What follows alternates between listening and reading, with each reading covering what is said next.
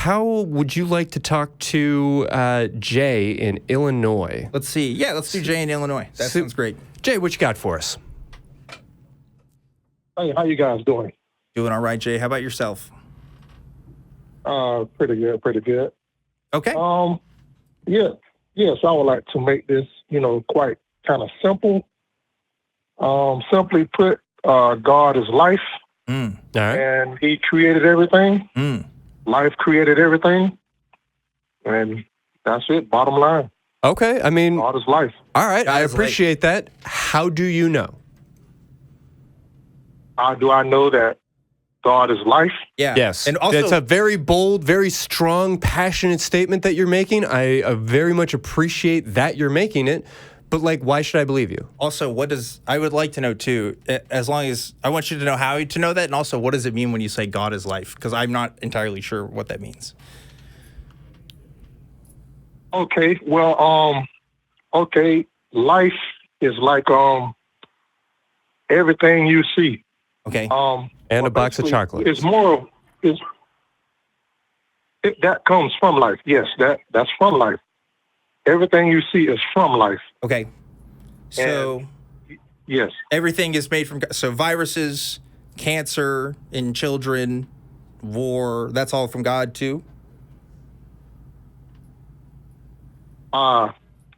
Yes, it's from God. Okay. Okay. So all good things, good and bad. That is all God. Everything is from God. Okay. All right. All right. Good and evil. Okay. Okay. And now let's go back to Christy's question, which was, how do you know that? His voice, He tells us. Okay. And when you say his voice, are you talking about, his word in the scriptural Bible? Are you talking about the Yes. personal revelations that he gives to you? How do you hear God's voice? Yes, from His word in the Bible. Okay. So reading the Bible is how you learned that God is life and God created everything. Yes. Yes. Why should we believe the Bible is true?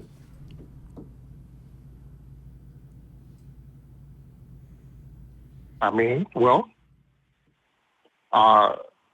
it's telling us it's telling us the truth. Yeah, but I'm telling you that I'm telling you the truth, and I'm saying the Bible is not true. Yeah, I mean, so the Quran checkmate, says it's God. telling us the truth. The Book of Mormon says it's telling the truth. There's a lot of books that say they're telling the truth, right? But I think the Blair Witch Project said that it was true. Yeah. So how do we know that this book in particular is telling the truth? Well, it tells us what the truth is. We got to know what the truth is, and it's telling us, it's defining the truth. It tells us. Wait, you got to know what the truth is, but you got to get the truth from the Bible, and you know that the Bible is true because the Bible says that it's true, and you know what truth is because you were told to get it from the Bible. Do I have it right? From His voice. Okay, from the voice of God comes the truth. Okay.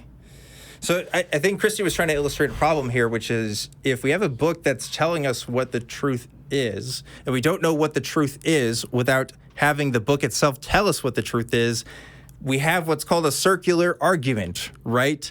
We're kind of defending our claim with the claim itself. So we need to know, how could we validate this outside of the Bible? In other words, how do we know that what the words in the Bible are saying are true without using the Bible as a reference? Well, you got to have the Bible first. I mean, you got to know what the truth is. Yeah, but even if we take the Bible, I mean, we mentioned it at the top of the show. The Bible says in different places different numbers. Yeah. So what is true? Yeah. How many soldiers fought with David? Well, look, you say that we have to get we have to start with the Bible, is what you're saying, because we have to start with truth. But why do we have to start there? I mean, are there other ways that we can know truth? You're looking for, you want another way. Yeah, well, look, some way to at least confirm the Bible. Here's the thing, Jay. I think you know that the Bible hasn't always existed in history, right? There was a time where people didn't have the Bible. Did people know what truth was? A few did. A few did.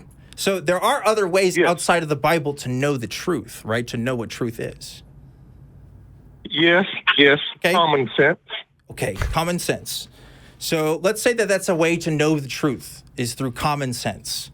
All right, that seems like a more basic thing than the Bible, right? I'd say more people in this world, if common sense was a thing, would have access to common sense than the Bible, perhaps, right?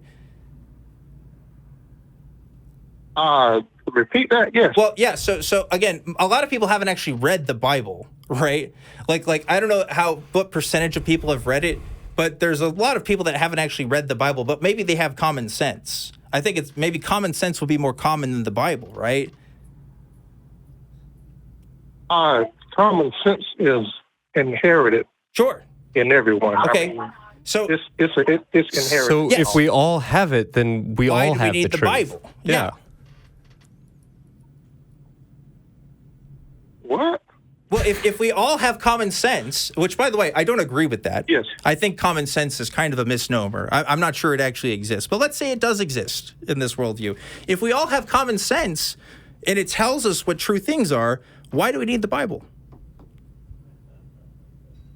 The Bible is like for details about the past, because we haven't lived in we don't live in the past. Sure. I mean, the Bible tells us about the past, and it tells us about the present, and it tells us about the future. So the Bible tells us everything we need to know. Okay. But you also said it tells us about the concept of truth. You said that we can't know truth without the Bible, right? And what I'm pointing out is, well, if we have this common sense, going back to this common sense notion, it seems we can tell what the truth is without the Bible. Like, it seems like maybe the Bible records some true things, right? But we don't have to know what truth is outside of the Bible. We don't have to use the Bible to know what truth is, right? Is kind of my greater point. We don't necessarily need the Bible to know that there is a God, because common sense is telling us that there is a God. Okay. So there's another claim I might disagree with you with. Why would common sense tell us that there's a God? Why would common sense tell us there is a God? Yeah, I mean, because God, because He wants us to know Him. He wants us to know that He exists. He must not care if Dan and I know that he exists, or any of the good people in this building. Do we not have sense? We're recording in the Atheist Community of Austin right now. We're in front of a live studio audience, most of which, if not all, don't believe in God. So, do we? There we go. So, are we not using common sense? Or what is it about us? Okay, so we're not using common sense. What about your common sense leads you to the conclusion that God exists? I mean, when you look around and you see the existence of things. Yes. Man, I had consider the trees on my bingo card. Damn it. You know it. Sorry, let him finish. Go ahead. It came from somewhere. Okay. Yeah, Christy right here. He came from his mom, who's in the audience right now. The God's not necessary for that. Where does God fit in? God created parents. God created parents? I think Christy's mom came from another mom. And I think it's moms all the way down. Moms all the way down. And then maybe all the way to single cell organisms or something. Yeah. I'm not an expert on that. You have to ask Forrest Valkai. But the point is, if we're talking about life, there are alternative explanations as to where life may have come from. We don't have all the details, but we do have some ideas. For other objects in the universe, we have chemistry, we have physics, we have other processes that can give us the things that we see. But all of those things have something in common, which is that they are material. Right? They don't necessarily require a God to exist. I mean, I have to know, why does it have to be a God? Why can't it be anything else or nothing at all? Why a God? Because without God, it wouldn't be able to come it wouldn't be able to exist. Is that true? I mean, yeah, Jay, it seems like you've come to this notion that you can't understand how the world could exist without some all-powerful force putting it into the universe. So I guess I would just ask you to really consider, could it possibly be anything else at all? You know, it feels like there's this question of, I don't know how the universe came to be, and I guess carry the one, therefore God. And there might be some other conclusions that you could draw here. It's like you recognize that the universe exists and you don't know why, and so therefore you just have to kind of pencil God's name in there. And I would challenge you to really think about, why is there that assumption? And, you know, not for nothing, but would you have that same understanding if you had been born in Japan? You know, would you have the same notion of common sense and God if you hadn't been born surrounded by people who treated God as if it was this obvious thing that we all took for granted? There are Christians, believers in Japan. There are indeed, yes. But they are the minority. They represent less Do than they have 3% less common sense there? As far as my understanding, Christians in Japan represent less than 3 to 5% of the population. Is there something inherent to that experience that lacks in common sense? If anything, the Japanese people would say, no, the common sense, I mean, if you look at ancient Japan, not necessarily modern Japan, but they'd say, no, common sense says Shintoism makes the most sense. We have our ancestors and, you know. I mean, at least they were real. Access to them. Yeah, I mean, like, you know, this idea of God being what's common sense, I don't think matches up with the rest of the world. Well, anything, God is life, and anything outside of life is you might as well call it death, non-life. Okay, sure. So nothing can come from death or non-life. I don't even know what that means. I have no concept of what that means at all, Jay. As far as I know, there are no living things anywhere close to the planet Saturn, and yet the planet Saturn exists. And I don't know if that came from God, because God is life and God is all thing. I'm going to just say, Jay, I really appreciate the conversation, but this circular argument has spun around enough times to make me kind of dizzy. And I would really ask you to go back, watch this back, get out a pen and paper, like write things down that you have said, and then question yourself if they actually make sense in that order. These are tricky concepts, and nobody can convince anybody about something so important over the course of a 10-minute phone call.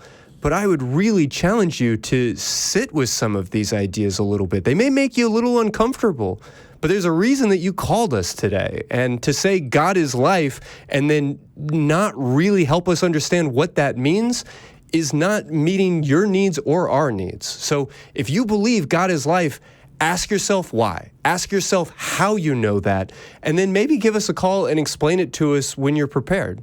Yeah, I would like that.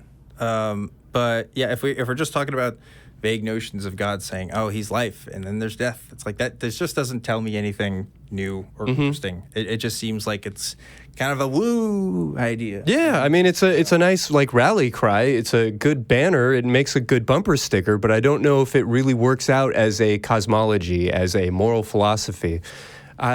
Jay, I know that's a lot to drop on you. Is there anything else you'd like to say before we wrap up? Thanks for taking my call, and choose life. I appreciate you.